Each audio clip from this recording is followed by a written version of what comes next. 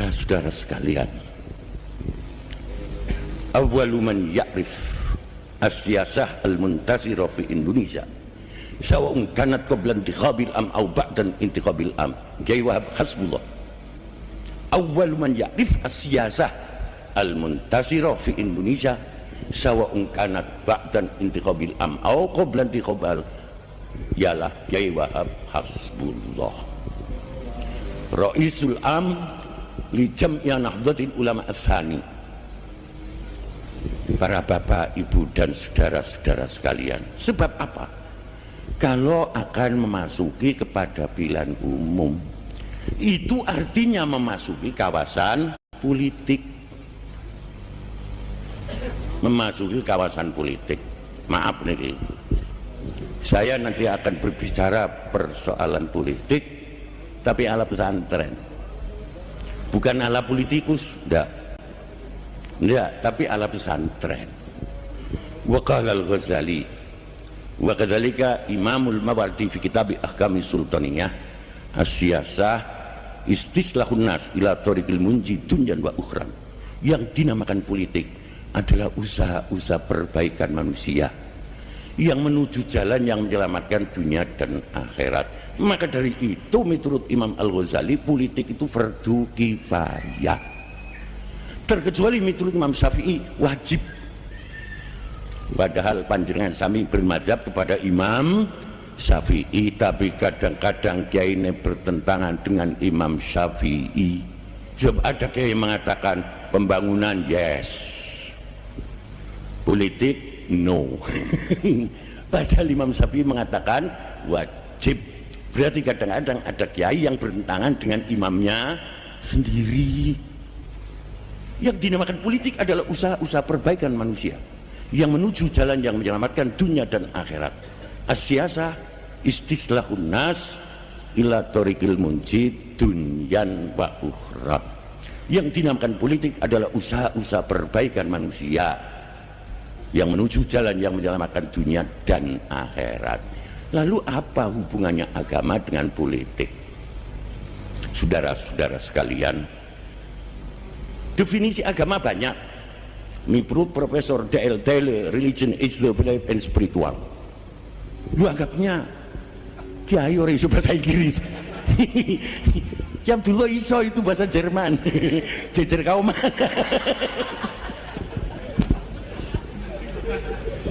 Agama adalah merupakan kepercayaan makhluk yang serba ruh.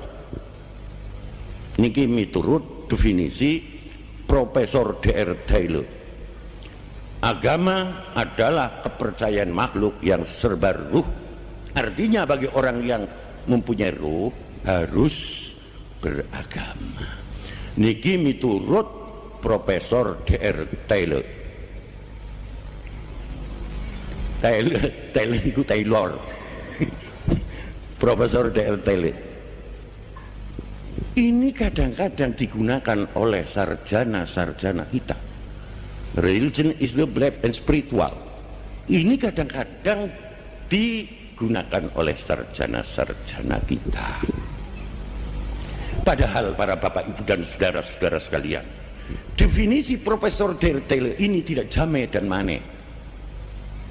Menurut istilah pesantren, definisi yang telah disampaikan oleh Profesor D.R. Taylor salah. Sebab di dalam definisi itu hanya menyangkut mental spiritual, tidak menyangkut kepada fisik dan material. Padahal agama bukan hanya berbicara tentang mental spiritual. Wong kita Fathul Qorib yang sekecil itu berbicara ubudiyah, berbicara muamalah, berbicara munakahah, berbicara muarosah, sampai mati dibicarakan, saudara-saudara sekalian. Para bapak, ibu dan saudara-saudara sekalian, lebih-lebih kalau kita mengacu kepada kitab-kitab yang lebih besar seperti Ihya Ulumuddin niku wonten ma yuhimu lil ummah fardul kifayah kamasna'in wa khiyakatin wa filahatin wa hisabin wa tibin wa siyasatin. Apa yang menjadi kepentingan umat adalah jadi fardul kifayah, seperti perindustrian, kamasna'in, seperti perindustrian. Sebelum Amerika berbicara tentang industri, apalagi Indonesia, kitab salaf yang disusun oleh ulama 1000 tahun yang sudah lalu sudah berbicara tentang industri, namun kontekstual daripada sarjana kita, kiai kita lemah. Kula ngakoni niku, bukan hanya kiainya saja yang lemah, bahkan sarjananya lemah. Sekarang mana ada sarjana kita yang menjadi direktur industri? Mboten wonten. Wahyakatin dan pertenunan, sampai persoalan teknologi. Kalau kita heran teknologi kepada orang Amerika dengan Apollo-nya sampai ke rembulan, kita heran kepada orang Perancis yang abad 18 sudah ada ramalan bahwa abad 20 ada orang bumi ke rembulan. Kalau kita heran kepada orang Amerika, kita heran kepada orang Perancis, heran kepada Imam Al-Ghazali 1000 tahun yang sudah lalu menyusun As-Safar Al-Qamar, berjalan di atas rembulan. Kurang apa? Maka dari itu kalau kita berbicara tentang Islam dengan arti yang kompleks, penjabarannya sudah mencakup seluruh aspek kehidupan umat. Namun kontekstual daripada kita ini lemah. Maka dari itu pada saat sekarang bukan hanya sekedar aktualisasi kitab salaf dalam menghadapi masa transisi, tapi kontekstualisasi kitab-kitab salaf dalam menghadapi masa transisi. Santri-santri yang kontekstual adalah santri-santri yang intelektual. Kalau baru, kalau sudah kontekstual, intelektual, baru mengatakan my people of religion school student of Islam to explain Masdak Arab both world bits and Joe which not order. Sekarang yang dipelajari hanya elak view saja.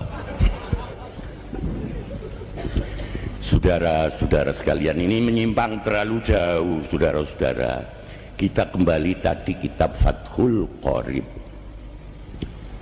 dalam perjanjian Rumroyen dan perjanjian Linggarjati bahwa Iran Barat akan pulang ke pangkuan negara Indonesia tahun 48. Monggo Saudari Maria Ulfa dibuka di dalam perjanjian itu, dalam perjanjian Rumroyen dan Linggarjati, bahwa Iran Barat akan pulang ke pangkuan negara Indonesia tahun 48. 48 buatan konjur, 49 tidak pulang, 50 tidak wangsul, tahun 51 juga tidak rujuk.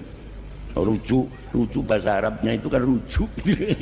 Maka dari itu orang yang cerai akan kembali lagi kan rujuk. Tahun 52 tidak. Saudara-saudara sekalian, tahun 52 Iran Barat tidak pulang ke pangkuan negara Indonesia, padahal dalam perjanjiannya tersebut itu tahun 46 pulang ke pangkuan negara Indonesia. Waktu itu Ra'isul Jumhuriyah, presidennya Bung Karno, sowan kepada Hadratis Syekh almarhum Al-Maghfurlah Bapak Kiai Haji Wahab Hasbullah sebagai Rais Am di Jamiah Nahdlatul Ulama. Tanya sowan ke sana, Pak Kiai, kula badhe tanglet. Lah di sini letaknya kontekstual. Kontekstualnya Ki Wahab tinggi sekali. Pak Kiai, kula badhe tanglet miturut hukum Islam. Orang-orang Belanda yang sampai sekarang bercokol di Iran Barat tidak mau pulang ke negaranya, padahal di dalam perjanjian itu pulang tahun 48. Niku miturut hukum Islam niku menapa Pak Kiai? Jawab Ki Wahab, ghasab. Orang-orang Belanda yang masih bercokol di Iran Barat dan dalam perjanjiannya 48 itu harus sudah pulang, itu hukumnya ghasab. Ra'isul Jumhuriyah kan orang yang teliti. Pak Kiai, ada literaturnya? Ada. Menapa Pak Kiai? Kitab Fathul Qorib. Luar biasa nih. Kontekstualnya luar biasa. Kiai Wahab dengan Fathul Qoribnya bukan mengatasi persoalan-persoalan yang lokal, regional, bahkan nasional dan internasional sampai ke PBB pada waktu itu. Namun sejarah dan cerita ini kadang-kadang tidak ada yang ngerti. Para bapak, ibu dan saudara-saudara sekalian, sampai tanya, ghasab itu apa Pak Kiai? Yang soalnya belum pernah ngaji kepada Kiai Abdullah. Hosab itu apa Pak Kiai? Jawab Pak Kiai Wahab Hasbullah wonten teng hasyiahipun kitab Fathul Qorib ing menika Al-Baijuri. Al-Ghusbu istiqaqu malil ghair bi ghairi haqqin. Apa itu artinya Pak Kiai? Lha yang pancen ndak belajar bahasa Arab Apa itu artinya Pak Kiai? Merampas haknya orang lain tanpa hak. Pak Kiai, kalau miturut Islam bahwa itu hukumnya ghosab, lalu cara mengatasinya itu bagaimana Pak Kiai? Harus diadakan perdamaian. Lalu miturut feeling dan insting Pak Kiai, apakah dalam perdamaian akan berhasil? Tidak akan berhasil. Lama ini mboten berhasil, bagaimana potong kompas Pak Kiai? Tidak boleh. Dan ini cara Islam Pak. Cara Islam tidak boleh. Harus jangan potong kompas. Sehingga Roisul Jumhuriyah pada waktu itu ngutus DR Subandrio datang ke Den Haag bertemu dengan Royen. Yang dulu Rum Royen, yang kedua itu adalah Subandrio Royen. Lalu kondur menyampaikan pada Roisul Jumhuriyah. Setelah menyampaikan Roisul Jumhuriyah, lalu Roisul Jumhuriyah telepon kepada Kiai Wahab Hasbullah, Pak Kiai sesuai dengan feeling jenengan tidak berhasil. Bagaimana Pak Kiai? Apakah ada waktu untuk ke Jakarta sebab saya sibuk sekali? Kiai Wahab terbang ke Jakarta bertemu. Pak Kiai ini kalau orang Hosab kok diajak berdamai tidak mau Pak Kiai. Lalu cara Islam bagaimana? Cara Islam itu bagaimana Pak Kiai? Jawab Kiai Wahab, miturut syarah Bujairimi Ikna. Ikna niku ngijani nyarai Fathul Qorib niku. Jadi kita Fathul Qorib kabeh. Kalau orang Hosab kok tidak mau diadakan perdamaian di dalam Bujairimi Ikna, akhodahu kohron, harus diambil secara paksaan. Sehingga Roisul Jumhuriyah mendirikan Trikora, akhirnya Dwikora, akhirnya Irian Barat pulang ke pangkuan negara Indonesia. Cukup Kiai Wahab maka kitab Fathul bisa mengatasi persoalan internasional. Ini yang kadang-kadang tidak dicatat dalam sejarah. Para bapak ibu dan saudara-saudara sekalian, itulah permainan politik dari santri-santri. Coba zaman dulu para bapak ibu dan saudara-saudara sekalian, ketika fil istiqmat, ketika zaman Belanda, napa wonten kiai hidupnya di tengah-tengah kota, mboten wonten. Hidup ning desa-desa, pancen kiai asale wong desa. Dia kampung. Setelah di desa-desa, ketika zaman Belanda, kiai-kiai ini ku aneh, gawe pondok pesantren. Pondok pesantrennya itu jangan disamakan dengan asrama. Kadang-kadang pondok pesantrennya ngarepe kuburan. Kados pondok pesantren Kiai Abdullah niki ngarepe kuburan. Pondok pesantren saya juga ngarepe kuburan. Maka dari itu santri-santri yang perkuburan tidak takut dengan gendruwo. Bila penting santrinya itu sendiri jadi gendruwo. Para bapak ibu dan saudara-saudara sekalian, itulah seperti Kiai Wahab Hasbullah tadi, luar biasa. Wayaj'alu siyasatahu siyasatan takribiyatan wastasdikiyatan. Luar biasa. Maka dari itu saya katakan, awwalu man ya'rif as-siyasah al-muntasira fi Indonesia sawa'un kanat ba'dan tiqabil am aw qablan tiqabil am fa huwa Kiai Wahab Hasbullah. Para bapak ibu dan saudara-saudara sekalian, yang tadi sudah saya sampaikan kepada saudara-saudara tentang definisi politik, maka dari itu ilmu politik tidak kotor. Wong fardu kifayah kok kotor. Yang kotor itu manusianya, bukan politiknya. Kalau politik fardu kifayah, kata sholat jenazah, wong sembahyang jenazah kok kotor. Yang tadi saya sampaikan kepada para bapak ibu dan saudara-saudara sekalian, mayuhimul umma fardul kifayah kamasna'in wahyakatin wafilahatin wahisabin wadibin wasiyasatin. Apa yang menjadi kepentingan umat jadi fardul kifayah seperti perindustrian, teknologi, tekstil, ilmu hisab, matematika, ilmu ukur aljabar. Uang aljabar itu sendiri saudara-saudara sekalian, niku yang nyusunkan orang Mesir, mengambil dari ayat wasyaf'i wal watr, demi ganep dan ganjil. Bonsani kehitung-hitungan, ya ora ganep ganjil, apa ada hitung-hitungan? Wah itu tidak ganep dan tidak ganjil, otaknya miring. Ya ora ganep ya ganjil. Niku ambilnya enteng-entengan wasyaf'i wal watr, demi ganep dan demi ganjil. Para bapak ibu dan saudara-saudara sekalian, kalau memang kita akan berusaha mencari persoalan-persoalan politik dalam Al-Quran, wah luar biasa. Satu contoh,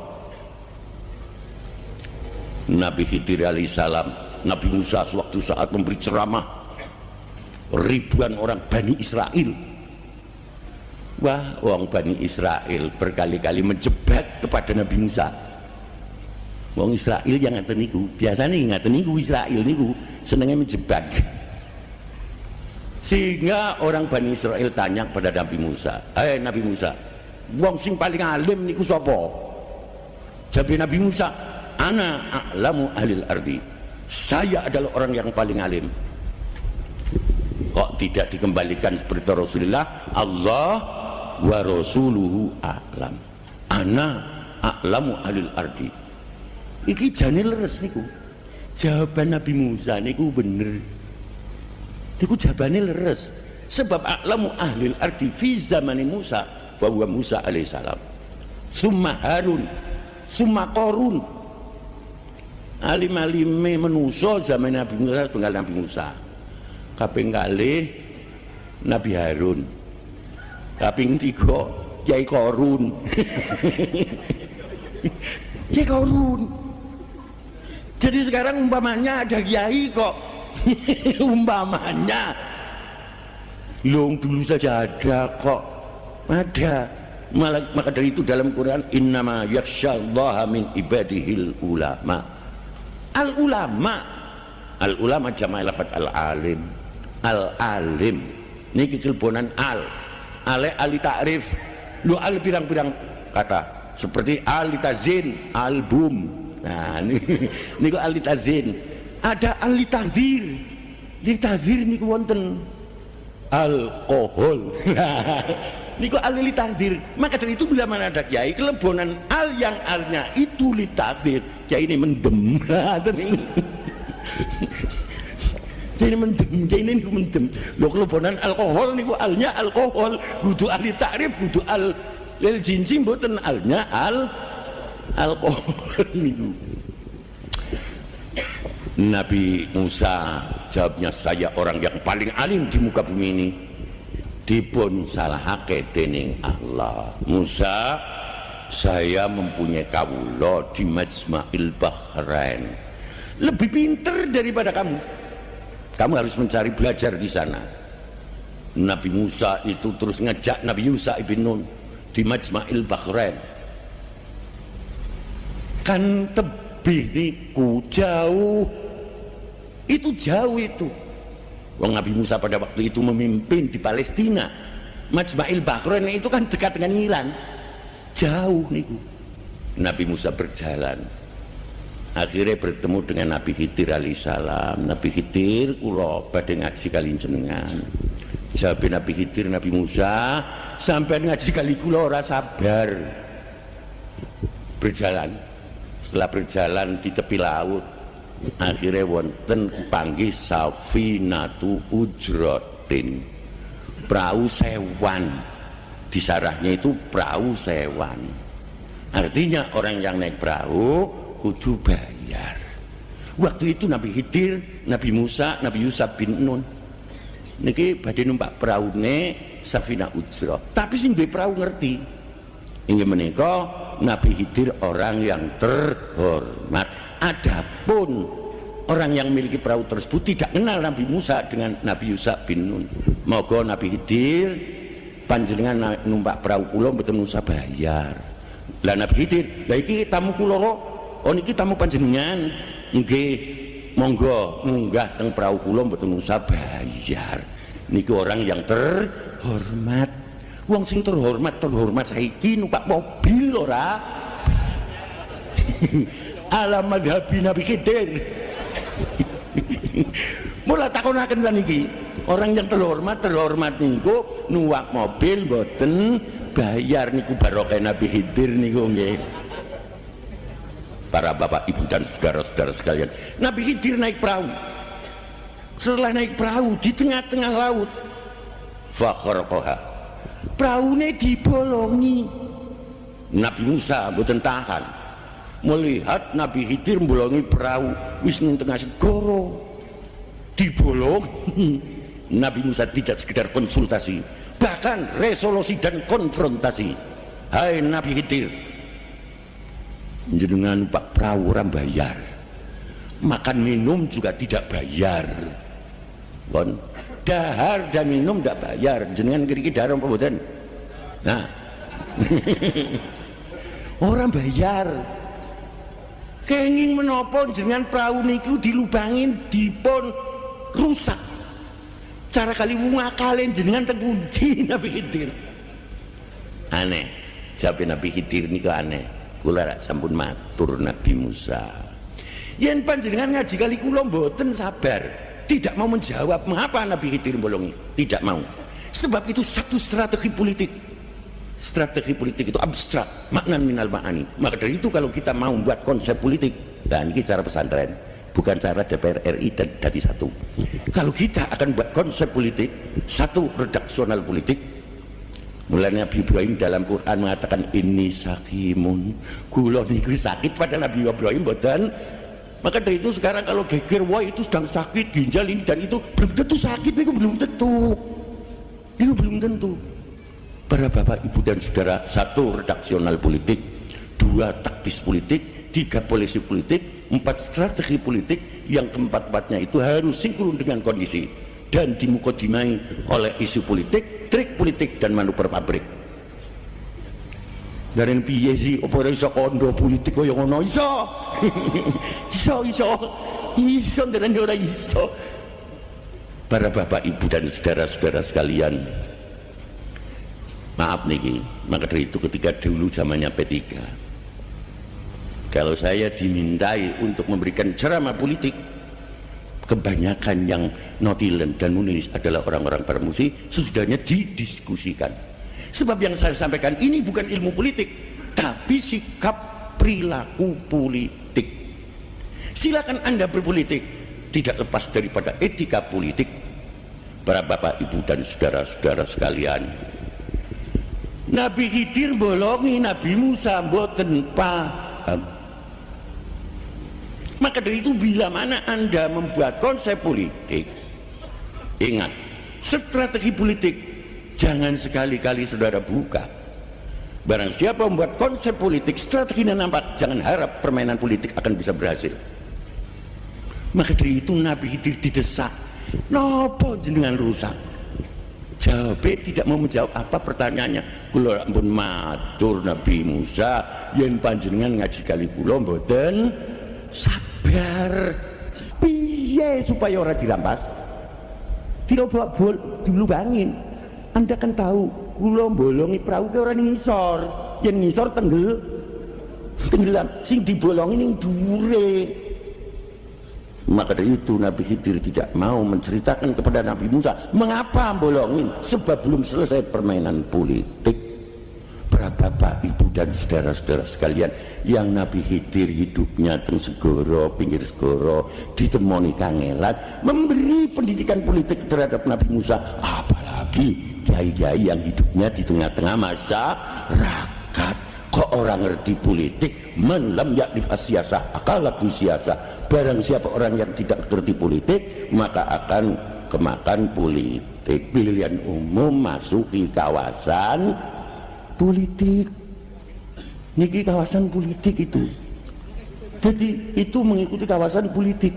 Justru karena mengikuti kawasan politik, panjenengan sawi mencerna itu harus pakai ilmu politik, bukan ilmu perdagangan. Lain kalau materialistis niku ilmu perdagangan. Yang tadi dikatakan asyasa istislahu nas ila tariqil munji dunyan wa ukhran, yang dinamakan politik usaha perbaikan manusia yang menuju jalan yang menyelamatkan dunia dan akhirat. Wonten mali Pak, wonten mali. Syekh Abi Yazid Al-Bastami ahli tasawuf yang berbicara politik panjang lebar niku mboten ilmu fikih. Aneh niku ilmu tasawuf. Soalnya orang yang politikus itu ben hatinya tasawuf jernih, bukan politikus tersebut jadi broker untuk individu, tapi politikus tersebut itu demi kepentingan umat, masyarakat, bangsa dan negara.